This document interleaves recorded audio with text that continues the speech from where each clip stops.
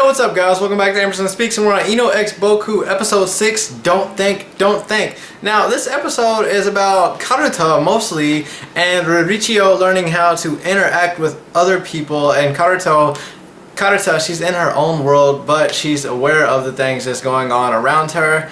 And people were making fun of her and saying how she's weird and stuff, so Watanuki beats them up, and he is in the office because he has some marks on his hands and stuff, and Miketsukame and his little friend came up and they asked Ririchiyo and told her about that, and she freaked out and stuff, so they went and asked, and he explained how they were childhood friends, and it was like a little fairy tale. And Ririchiyo tells Natsume how he doesn't need to meddle in other people's businesses, and then it goes and Ririchiyo is in school. They're in the Blue Cross Academy, which looks pretty cool, and if I were to go to a college I would want to go there because it looks awesome. And she and Karuta are partners, and they have to cook, and Karuta says to not think, and that when cooking you need to have a clear state of mind of what it's already going to look like, and that it should not feel as though it's an experiment. You know, and in this episode, Ririchiyo just learns a little bit more about Karuta and how she's a very smart girl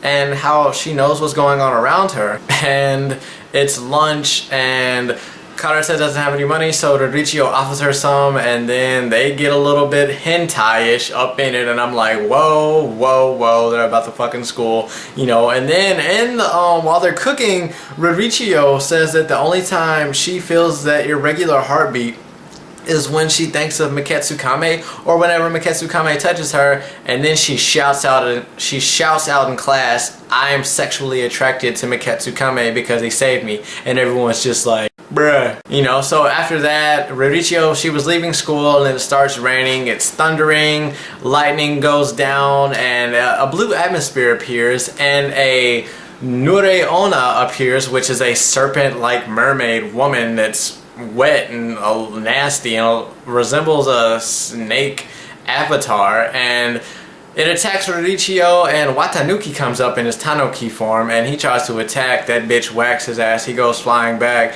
So Ririchiyo, she transforms, and she finally takes down the serpent, and then she lays her sword down, and the Nureona hits her and knocks her out the window, and Tanuki, he goes flying with her, and as they're about to hit the ground, Karuta, she transforms into her little Susanoo. She's a girl Sasuke, and she saves Watanuki and Ririchiyo, and there's a couple of girls walking, and they're like, oh my god, Karuta turned into a skeleton, and a skeleton ate her. It's like a massive Big Bang Gang orgy pile.